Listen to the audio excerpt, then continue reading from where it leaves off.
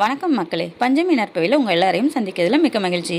இப்போது நாம் அம்மன் எந்த மாதத்தில் பூமிக்கு அவதரித்தாங்க அப்படின்னும், அந்த அம்மன் எப்படி ருதுவான அதாவது பெரிய பொண்ணு ஆனாங்க அப்படின்னும், அதே அம்மன் கர்ப்பமாகி அவங்களுக்கு எப்போ வளைகாப்பு நிகழ்வு செய்தாங்க அப்படின்னும் நாம் இந்த பதிவில் பார்க்க போகிறோம். அதுக்கு முன்னாடி இந்த சேனலை யாரும் சப்ஸ்கிரைப் பண்ணாமல் இருந்தீங்கன்னா சப்ஸ்கிரைப் பண்ணிக்கோங்க. வாங்க நம்ம இப்போ வீடியோக்குள்ளே போகலாம். பொதுவாகவே இந்த ஆடி மாதம் தான் அம்மன் பூமிக்கு அவதரித்த நாள் அப்படின்னு சொல்லுவாங்க. அதனால தான் நிறைய அம்மன் கோவிலில் கூழ் காய்ச்சி ஊற்றுவாங்க. இது எல்லாமே எல்லாருக்கும் தெரிந்த விஷயம்தான். எல்லாருக்கும் தெரியாத விஷயம் என்னன்னு பார்த்தீங்கன்னா, அம்மன் இந்த ஆடி மாதத்தில் தான் ருதுவானார், அதாவது பெரிய பொண்ணு ஆகிறது அப்படின்னு சொல்லுவாங்க. அதே மாதிரி இந்த மாதத்தில் தான் அம்மனுக்கு வளைகாப்பு நிகழ்ச்சியும் நடக்கும். அதனால தான் இந்த ஆடி மாதமானது அம்மனுக்குள்ள சிறந்த மாதமாக எல்லாரும் சொல்கிறாங்க. அதாவது பார்த்தீங்கன்னா, இந்த ஆடி மாதத்துல தான் அம்மனோட பிறப்பு, அம்மன் ருதுவாகிறது, அம்மனுக்கு சீமந்தம் நடக்கிறது எல்லாமே நடைபெறுது. எல்லாமே இந்த மாதத்தில் எந்த தேதியில் நடக்குது அப்படின்னு கேட்டிங்கன்னா, இது எல்லாமே இந்த ஆடிப்பூரம் அன்னைக்கு தாங்க நடக்குது. அவ்வளவு சிறப்பு வாய்ந்தது இந்த ஆடி மாதத்தில் வரும் ஆடிப்பூரம். நாம் கொண்டாடுற இந்த அம்மனுக்கு தான் இந்த ஆடிப்புறம் விசேஷம் அப்படின்னு பார்த்தா, ஸ்ரீ வில்லிபுத்தூரில் உள்ள கோதை நாச்சியார் அதாவது ஸ்ரீ ஆண்டாளுக்கும் இது ரொம்ப ரொம்ப விசேஷமான மாதங்க. ஏன்னு கேட்டிங்கன்னா, அவர் தான் ஆண்டாள் ரங்கநாதரை திருமணம் செய்து கொள்வதற்காக கோதை நாச்சியாராக அவதாரம் எடுத்து பிறந்து வந்ததும் இந்த ஆடிப்புறத்தில் தான். இந்த ஆடிப்புறம் என்னைக்கு வருதுன்னு பார்த்தீங்கன்னா, இந்த ஆடி மாதத்தில் வரக்கூடிய பூர நட்சத்திரம் அன்னைக்கு தான் ஆடிப்புறமாக நாம் கொண்டாடுறோம். முதலில் அம்மன் எப்படி இந்த பூலோகத்தில் அவதாரம் எடுத்தாங்கன்னு பார்ப்போம். அதாவது பார்வதி தேவியின் பிறப்புக்கு முன்னாடியே சிவன் சதிதேவி என்ற தாட்சாயினி பெண்ணை மணந்தார். ஏதோ ஒரு கட்டத்தில் சதிதேவி இறந்து விடுகிறாள். அதற்கு பிறகுதான் சதிதேவியின் மறுபிறப்பாக பார்வதி தேவி இந்த பூமிக்கு அவதரிக்கிறாங்க. ஆதிபரா சக்தியாக விளங்கக்கூடிய சக்தி சதிதேவி ஒரு மகாலா அவதாரம் எடுத்து ஆண்டியாக சுற்றி வந்த சிவபெருமானை விரும்பி கல்யாணம் பண்ணிக்கிறாங்க. சிறிது காலம் கழித்து சதிதேவி தச்சனின் வேள்வில் விழுந்து எரிஞ்சு போயிடுறாங்க. அப்போது சிவன் தாட்சாயினியை கையில் ஏந்தி கொண்டு அலைகிறார். கட்டத்தில் சதிதேவியின் பிரிவை தாங்க முடியாத சிவன் ஒரு பட்டற்ற துறவை மேற்கொள்கிறார். சிவனை மறுபடியும் பழைய நிலைக்கு கொண்டு வர வேண்டும் என்பதற்காகவும் இந்த உலகை காக்க வேண்டும் என்பதற்காகவும் ஆதிபராசக்தி இந்த பூமிக்கு பிறந்து வராங்க. அப்படி அவங்க நினைத்து அவதாரம் எடுத்து பிறந்து வர நாள் தான் இந்த ஆடிப்புறம்னு சொல்றாங்க. அதாவது இமயமலை தொடரை ஆண்டு வந்த பர்வதராஜனுக்கும் மேருமலைக்கு மகளாக பிறந்த மேனாவதி என்ற தேவதைக்கும் பிறந்தவர் தான் இந்த பார்வதி. பர்வதராஜனுக்கும் மேனாவதிக்கும் குழந்தை பாக்கியம் ரொம்ப நாள் இல்லாம இருந்துச்சு. அவங்க பார்வதியை நோக்கி கடுந்தவம் புரிங்கிறாங்க. இவர்கள் தவத்தின் பயனாகவே இந்த சதிதேவி இவர்கள் இருவருக்கும் மகளாக பிறக்கிறாள். பிறந்து வளர்ந்து சிவனின் பட்டற்ற தவத்திலிருந்து அவரை மீட்டு அவரை திருமணம் செய்து கொள்கிறார் இந்த பார்வதி. பிறகு சிவசக்தியாக பாதி அவதாரம் எடுத்து கொள்கிறாள். இப்படியாக இந்த அம்மனின் அவதார பிறப்பு அமைகிறது. இப்போ அந்த அம்மன் எப்படி ருதுவானாங்க அப்படின்னு பார்ப்போம். அம்மன் எப்படி ருதுவாவல் அப்படிங்கிற சந்தேகம் எல்லாருக்குமே இருக்கும். உதாரணமாக பார்த்தீங்கன்னா, நாகப்பட்டினத்தில் உள்ள திருநாகை காரோணம் என்ற கோயிலில் உள்ள நீல தாட்சாயினி அம்மனுக்கும், திருக்கார்காவூரில் உள்ள கர்ப்பரச்சாம்பிகை என்ற அம்மனுக்கும், மதுரையில் உள்ள மீனாட்சி அம்மனுக்கும் ருதுசாந்தி நிகழ்வு நடைபெறும். இந்த நிகழ்வு வருடம் வரும் இந்த ஆடி மாதத்தில், அதுவும் ஆடிப்பூரத்து அன்னைக்கு இந்த நிகழ்வு நடைபெறும். இதை வைத்து தான் அம்மனுக்கு ருதுவாகிற சடங்கும் செய்வாங்க. இந்த நிகழ்ச்சியை நம் முன்னோர்கள் ஒரு பாட்டாகவே பாடி வச்சிருப்பாங்க. அதாவது பார்த்தீங்கன்னா, காஞ்சியில் பிறந்து நாகையில் பூத்து மதுரையிலே மணந்து நெல்லையிலே சீமந்தம் போட்டவளே அப்படின்னு கூட ஒரு பாட்டில் சொல்லுவாங்க. இந்த அம்மனுக்கு வளைகாப்பு நிகழ்வு எப்படி நடக்குதுன்னு பார்ப்போம். இந்த ஆடிப்புறத்தில் அனைத்து அம்மன் கோயில்களிலும் வளைகாப்பு நடக்கும். எல்லா பெண்களும் தனக்கு சிறந்த கணவன் வேண்டும் என்றும், குழந்தை இல்லாதவர்கள் தங்களுக்கு குழந்தை வரம் வேண்டியும் வளையலை வாங்கி கொண்டு போய் அந்த அம்மனுக்கு மாலையாக சாற்றுவார்கள். ஆடிப்புறம் முடிந்து அனைவருக்கும் பிரசாதமாக ஆளுக்கு 2 வளையலை கொடுத்து விடுவாங்க. அந்த வளையல்களை வாங்கி கையில் போட்டுக்கொண்டா நாம் நினைத்ததெல்லாம் நடக்கும். திருமணம் ஆகாத பெண்களுக்கு திருமணம் நடக்கும். குழந்தை பாக்கியம் இல்லாத பெண்களுக்கு குழந்தை பாக்கியமும், கர்ப்பமாகி குழந்தையை வயிற்றில் சுமந்துள்ள பெண்களுக்கு சுக பிரசவமும் நடைபெறும் என்பது ஐதீகம்.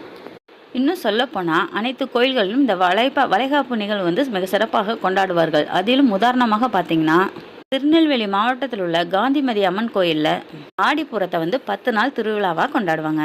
மேலும் இந்த 4ஆம் நாள் முளைப்பாரி போட்டு இந்த ஊற வச்ச பச்சை பயிரை அம்மனோட வயிற்றில் குழந்தை போல கட்டி விட்டுருவாங்க. பிறகு இந்த வளைகாப்பு திருவிழா சிறப்பாக முடிந்ததும் பிரசாதமாக வழங்கப்படும் இந்த பச்சை பயிரை வாங்கி சாப்பிட்டா குழந்தை பாக்கியம் கிடைக்கும் என்பது நம்பிக்கை. இன்னும் சொல்லப்போனால் ஆடிப்பூரம் அன்னைக்கு அம்மன் கோவிலில் வளைகாப்பு நிகழ்வு நடக்கும்போது குழந்தை பாக்கியம் இல்லாதவர்களையும் அழைத்து வந்து அவர்களையும் அந்த கோவில்களில் அம்மன் முன்பு அமர வைத்து வளைகாப்பு போட்டு விடுவாங்க. அப்படி வளைகாப்பு போட்ட அடுத்த ஒரு வருடத்திலேயே குழந்தை பாக்கியம் கிடைத்து அடுத்த ஆடிப்பூரம் அன்று அவங்களும் குழந்தையுடன் வந்து வழிபாடு செய்தவர்களும் உண்டு. நிகழ்வில் அம்மனே ஒரு கர்ப்பமான பெண்ணுக்கு பிரசவம் பார்த்ததாகவும் சொல்கிறாங்க. அதாவது நிறைமாத கர்ப்பிணி ஒருவர் கோவிலுக்கு தனியாக சென்றதாகவும் பூஜை முடிந்து அனைவரும் வீட்டிற்கு சென்றுவிட்ட நிலையில் அந்த பெண்ணால் செல்ல முடியவில்லை. அவர் துணைக்கு யாரையும் அழைத்தும் வரவில்லை. சிறிது நேரத்தில் அந்த பெண்ணுக்கு பிரசவ வலி வந்து மயங்கி விடுகிறாள். உதவிக்கு யாரையும் கூப்பிட்டு பார்க்கிறாள். அப்பொழுது யாரும் வரவில்லை. அதனால் அந்த அம்மனே ஒரு பெண் உருவத்தில் வந்து இந்த பெண்ணுக்கு பிரசவம் பார்த்ததாகவும் சொல்கிறாங்க. இப்படி தமிழ்நாட்டில் வளைகாப்பு நடந்ததற்கான முக்கிய நிகழ்வான பிரபலமான கதையும் உண்டு. அதாவது தெலுங்கு தேசம் ஆந்திராவிலிருந்து ஒரு வளையல் வியாபாரி வளையல்களை தமிழ்நாட்டில் எடுத்து வந்து வியாபாரம் செய்துவிட்டு சென்று வந்துள்ளார். இப்படி அவர் பல நாட்களாக தொடர்ந்து செய்துள்ளார். ஒரு நாள் அவருக்கு சற்று ஓய்வு தேவைப்பட்ட நேரத்தில் பாளையத்தம்மன் கோயில் அருகில் உள்ள ஒரு மரத்தின் கீழே அவருடைய வளையல் மூட்டையை வைத்துவிட்டு சற்று அமர்ந்து ஓய்வெடுத்துள்ளார். அவர் கண் விழித்து பார்க்கும்போது அவருடைய வளையல் மூட்டையை காணவில்லை. அவர் அழுது புலம்பிய அவரே தன் வீட்டுக்கு சென்று விடுகிறார். அப்பொழுது அன்று இரவு அவரோட கனவுல வந்து அந்த அம்மன் வராங்க. நீ ஓய்வெடுத்த மரத்தின் பக்கத்தில் ஒரு புற்று இருப்பதாகவும் அந்த புற்றின் உள்ளே உன்னுடைய வளையல் மூட்டை இருப்பதாகவும் அவங்களோட கனவுல சொல்றாங்க. இவரும் மறுநாள் சென்று அங்கு பார்க்கும்போது அந்த மூட்டை அப்படியே இருக்கிறது. ஒரு வளையல் கூட உடையாமல் அப்படியே இருக்கிறது. பிறகு அந்த அம்மன் சொன்னவாறே பூமிக்கு கீழே 3 அடி பள்ளத்தில் தாம் இருப்பதாகவும் தான் எடுத்து எனக்கு ஒரு கோயில் கட்ட வேண்டும் என்றும் கூறினதாகவும் ஒரு வரலாறு உண்டு. அதனால தான் அங்கு பாளையத்தம்மன் கோயில் உருவானது என்றும் கூட சொல்லுவாங்க. இப்படி இந்த அம்மன் வந்து இந்த ஆடி பூரத்தில் பிறப்பெடுக்கிறதும் ருதுவாகிறதும் அந்த அம்மனுக்கு சீமந்தம் போகிறது, இப்படி பல்வேறு சுப நிகழ்வுகள் நடைபெற்று வருகிறது. மற்றொரு சிறப்பான நிகழ்வு என்னன்னு பார்த்தீங்கன்னா, இந்த ஆண்டாள் வந்து கோதை நாச்சியார் ஆன கதையை பற்றி நாம் இப்போ பார்ப்போங்க. அதாவது 12 ஆழ்வார்களில் ஒருவரான இந்த விஷ்ணுவர்த்தன் என்ற பெரியாழ்வார் ஸ்ரீவில்லிபுத்தூரில் வாழ்ந்து வருகிறார். அவர் எப்பொழுதும் இறைவனுக்கு தொண்டு செய்வதென்பது ரொம்ப பிடித்த செயலாக பண்ணி கொண்டிருப்பாங்க.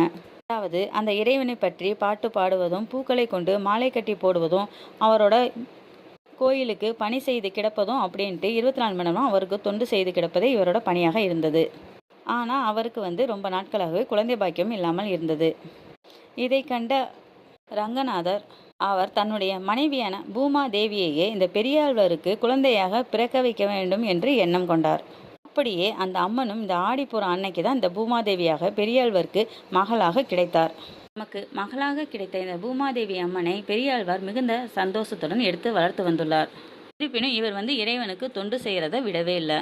அவர் இறைவனுக்கு மாலை கட்டி கொண்டு போடும்போது அந்த பெரியாழ்வாருக்கு தெரியாமல் இந்த ஆண்டாள் வந்து அவங்களோட ரங்கநாதரோட மாலையை வந்து இவங்க போட்டு பார்த்துட்டு கொடுத்துருக்காங்க.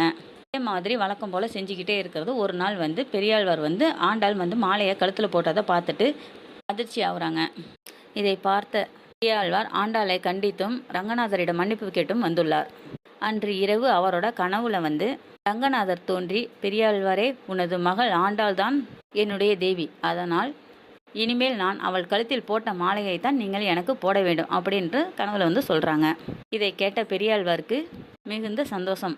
இப்படி அந்த ஆண்டாள் ரங்கநாதரை நினைத்து அவரை விரும்பி திருமணமும் செஞ்சுக்கிட்டாங்க. அன்றிலிருந்து ஸ்ரீ ஆண்டாள் வந்து கோதை நாச்சியாராக மாறுகிறாள். இப்படியாக பல அம்மன்களின் முக்கிய நிகழ்வுகளை இந்த ஆடி மாதத்தில் தான் நாம் காண முடியும்.